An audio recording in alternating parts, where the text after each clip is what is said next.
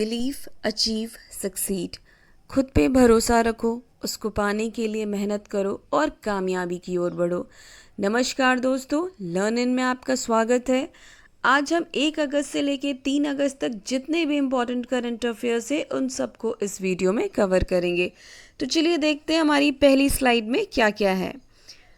Question कहता है Which edition of Defence Expo 2022 is to be held in Gandhinagar from March 11 to 13? सवाल ये है कि 2022 में डिफेंस एक्सपो जो 2022 का होगा गांधीनगर में, वो चौथा एडिशन होगा, यानी वो कौन सा एडिशन होगा, तो वो होगा आपका 12th एडिशन। ठीक है। अगर सवाल आपसे ये आता है कि नेक्स्ट डिफेंस एक्सपो यानी 2022 का डिफेंस एक्सपो कहाँ पे होगा, तो आपको पता होना चाहिए कि वो गांधीनगर गुजरात में होगा। ठीक है। सवाल अगर आपसे ये करता है कि इससे पहले डिफेंस एक्सपो कहाँ हुआ था, तो उसका जवाब है आपका ये लखनऊ में हुआ था। ईयर याद रखिएगा 2020, क्योंकि ये आपका हर 2 साल में होता है। ठीक है। तो 2020 में आपका लास्ट डिफेंस एक्सपो लखनऊ में हुआ था, जिसकी थीम थी India the emerging defence manufacturing hub. ठीक है, क्लियर है। नेक्स्ट क्वेश्चन देखते हैं। Under which amendment act reservation for EWS started in educational institution? कौन सा अमेंडमेंट एक्ट के थ्रू, कौन से अमेंडमेंट एक्ट के थ्रू EWS, जिसे आप इकोनॉमिकली वीकर सेक्शन कहते हो, EWS के लिए रिजर्वेशन शुरू किया गया था एजुकेशनल इंस्टीट्यूशंस में? तो उसका जवाब क्या है आपका 103, यानी 103rd अमेंडमेंट एक्ट ऑफ 2019, यानी बहुत पुराना नहीं है, 2019 में ही अमेंडमेंट किया गया था, जिसके थ्रू EWS का जो रिजर्वेशन, EWS को रिजर्वेशन मिलना शुरू हो गया था एजुकेशनल इंस्टीट्यूशंस में भी। ठीक है। अब इस न्यूज़ का करंट अफेयर्स से क्या रिलेटेड है, तो वो मैं आपको बता दूं। आपको ये पता होना चाहिए, क्योंकि क्वेश्चन कैसे भी आ सकता है। रिसेंटली न्यूज़ में है कि सेंट्रल गवर्नमेंट ने डिक्लेयर किया है कि वो 27% रिजर्वेशन OBC को, 10% रिजर्वेशन EWS को देगी। ठीक है। सिर्फ OBC और EWS का इसलिए मेंशन किया है क्योंकि SC और ST को ऑलरेडी मिलता है। तो ये जो रिजर्वेशन है वो किस फील्ड में देने की बात हुई है, तो मेडिकल के लिए, जो आपके अंडर ग्रेजुएट और पोस्ट ग्रेजुएट के जितने भी कोर्सेज हैं, MBBS, MD, MS, diploma, BDS, MDS, इन सब के लिए जो आपके 2021 से 22 ऑनवर्ड्स रहेंगे, उन सारे कोर्सेज के लिए ये आपका जो भी कैंडिडेट है उनको ये रिजर्वेशन दिया जाएगा। ठीक है। किस में? In all India quota, AIQ scheme. ठीक है। अब ऑल इंडिया कोटा स्कीम क्या होती है, अगर हम उसको समझने की कोशिश करें तो देखिए, सबसे पहले तो ये समझिए कि ये सुप्रीम कोर्ट के डायरेक्शन में 1986 में आई थी। क्वेश्चन हो सकता है कि आपका ऑल इंडिया कोटा स्कीम जो है वो कब आया था, तो आपको पता होना चाहिए कि ये आपका 1986 में सुप्रीम कोर्ट के डायरेक्शन में आया था।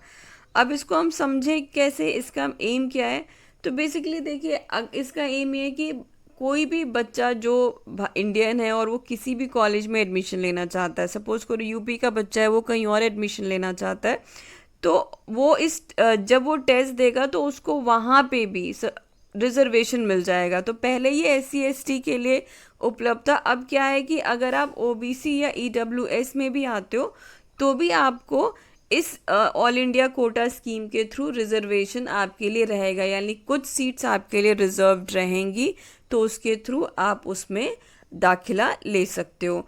तो इसका एम क्या है, एक बार पढ़ लेते हैं कि ये किस एम से आया था। With the aim to provide the domicile free merit based opportunities to students from any state to get admission in good medical college in any other state.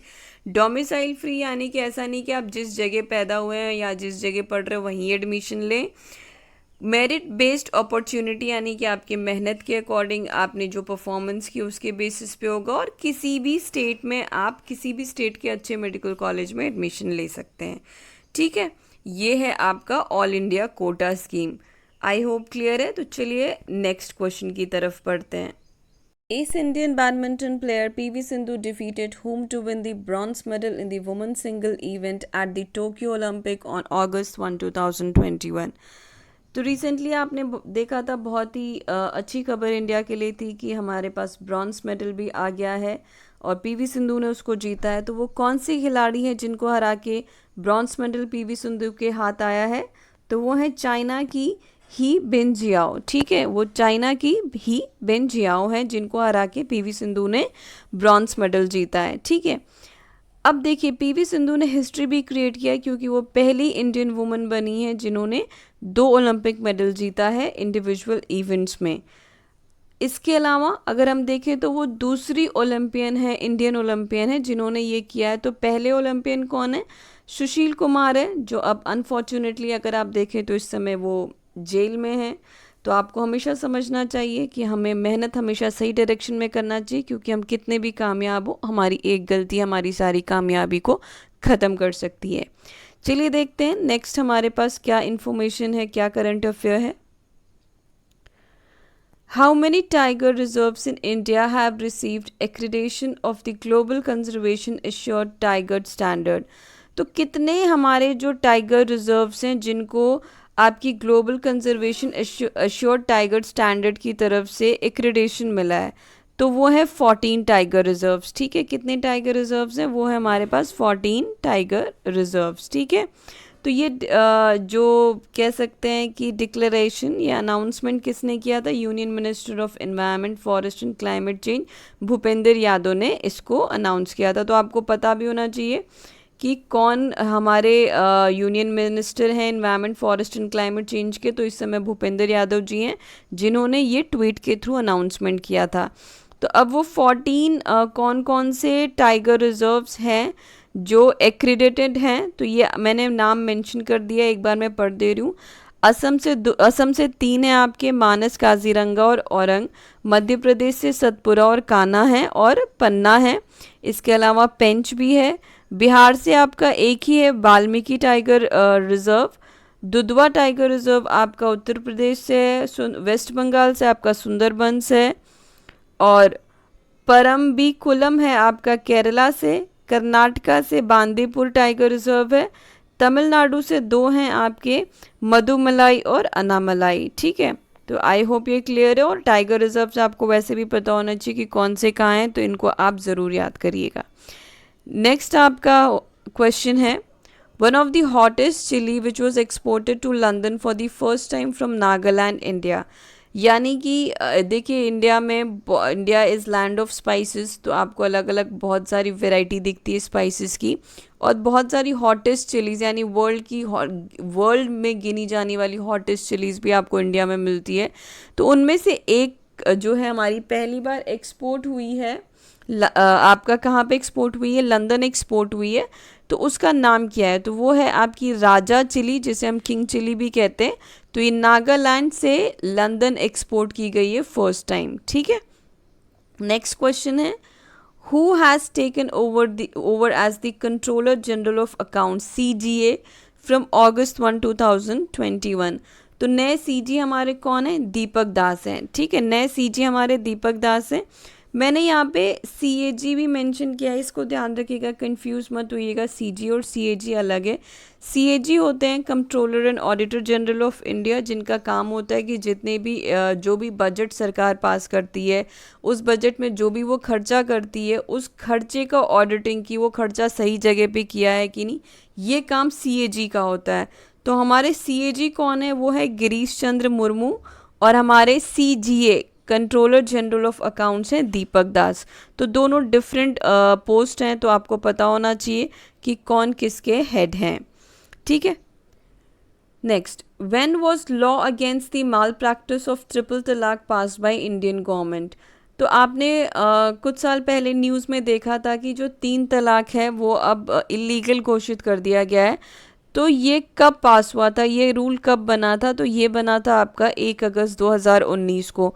तो इस साल से उसी को हर साल सेलिब्रेट करने के लिए अब उसको डिक्लेयर कर दिया गया है एज मुस्लिम वुमेंस राइट्स डे, क्योंकि उस दिन मुस्लिम वुमेंस को एक बहुत ही इम्पॉर्टेंट राइट मिला था कि 3 तलाक। अब ऐसा नहीं होगा कि कोई भी जो भी उनके हस्बैंड है वो उनको 3 बार तलाक बोलेंगे और मैरिज ख़त्म हो जाएगी। अब इसको इलीगल घोषित कर दिया गया, इसीलिए अब हर साल 1 अगस्त जो है आपका मुस्लिम वुमेंस राइट डे के तौर पे सेलिब्रेट किया जाएगा। Who has been selected as the prestigious Lokmanya Tilak national award for 2021? तो लोकमान्य तिलक अवार्ड किसे मिला है 2021 का, ये भी इम्पोर्टेंट क्वेश्चन है, तो आपको पता होना चाहिए। ठीक है, लोकमान्य तिलक अवार्ड जो आप मिला है 2021 का, वो मिला है डॉक्टर साइरस पूनावाला को। ठीक है, किसको मिला है? डॉक्टर साइरस पूनावाला को मिला है। ठीक है, ये कौन है? तो ये हम सब जानते हैं, ये चेयरमैन है Pune based vaccine maker serum institute of India के। तो जो सीरम इंस्टीट्यूट है जिसने वैक्सीन बनाई है, उसके ये चेयरमैन है। इनका नाम है डॉक्टर साइरस पूनावाला और इनको अवार्ड मिला है, प्रेस्टिजियस अवार्ड मिला है Lokmanya Tilak national award for 2021। Recently आपके नए वाइस चीफ बने हैं नेवी के, तो वो कौन है आपके? वो हैं आपके वाइस एडमिरल एस.एन. घोरमड़े। ठीक है, वाइस एडमिरल एस.एन. घोरमड़े, यानी एस.एन. घोरमड़े जी बने हैं आपके नए वाइस चीफ ऑफ नेवी। इन्होंने किसको सक्सीड किया है? तो इन्होंने एडमिरल जी अशोक कुमार को सक्सीड किया है, जिन्होंने 39 ईयर्स की सर्विस कंप्लीट करके रिटायर हुए हैं। अब अगर हम पूछें कि नेवल स्टाफ के चीफ कौन हैं, तो हमें पता होना चाहिए वो हैं एडमिरल करमबीर सिंह। ठीक है, ये 24th CNS हैं, यानी आपके 24th चीफ है नेवल स्टाफ के, एडमिरल करमबीर सिंह। और vice chief of the navy हैं आपके वाइस एडमिरल एस.एन. घोरमड़े। तो आई होप क्लियर है, बहुत सारे करंट अफेयर्स हमने कवर किए हैं। तो अगर कोई भी कन्फ्यूजन है, कुछ भी हो, तो आप कमेंट सेक्शन में पूछ सकते हैं। Thank you.